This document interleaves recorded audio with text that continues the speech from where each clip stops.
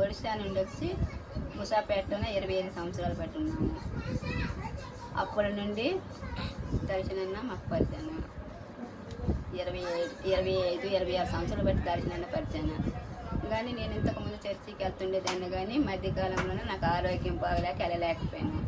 దర్శనాన్ని వచ్చి కంపల్సరీగా కళ్ళకి వచ్చి, నీకెందుకమ్మా నేను ఉన్నాను, నువ్వు ఎలాగైనా సరే చర్చికి రావాలి, చర్చికి వచ్చినాక నీకు ఆరోగ్యం బాగుంటుందంటే అనేసి ప్రేయర్ చేసుకునేటప్పటికి ఆరోగ్యం దర్శనాన్ని ఏమన్నాడంటే, నువ్వు ఇక్కడే పడుకోవాలమ్మా 3 రోజులు కంపల్సరీగా ఇక్కడ పడుకోవాలని అక్కడ నిద్ర పోయినట్లు చేశాడు. కానీ నేను అక్కడ ఎవరు తెలిసిన పడుకోలేక ఇంటికి వచ్చి ఇంట్లో పడుకున్నాను. ఇంట్లో పడుకుంటే సరే నీకు నేనున్నాను కదా, నీకు ఎందుకు భయం అని రెండోసారి కూడా చెప్పాడు దర్శనాన్ని.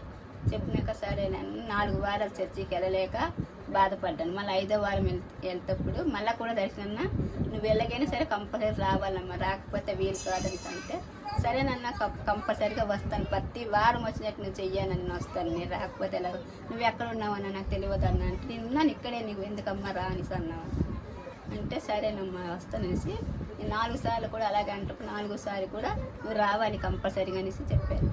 సరే అనేసి ఆ రోజు చర్చికి వచ్చి మళ్ళీ ప్రేయర్ చేసుకుని రాత్రి పడుకుంటే మళ్ళీ 4 వారాలు వెళ్ళలేకపోయాను చర్చికి. వెళ్ళలేకపోతే ఎందుకు నాయన ప్రభువా నాకు ఇలా చేస్తున్నావు, చర్చికి వస్తానే రాకుండా అయిపోతుందని చాలా బాధపడ్డాను. సరే నువ్వెందుకు రాలేవో, నేను వస్తాను తీసుకొని వెళ్తాను నీకు ఎలాగైనా కంపల్సరీగా అనేసి అన్నా. మరి 4వ వారం వెళ్ళిన తన నుండి ఆరోగ్యం బాగానే ఉంటుంది. ఇప్పుడు సరిపోయిందన్నా. ఇప్పుడు కొంత తప్పులు వచ్చింటాయి.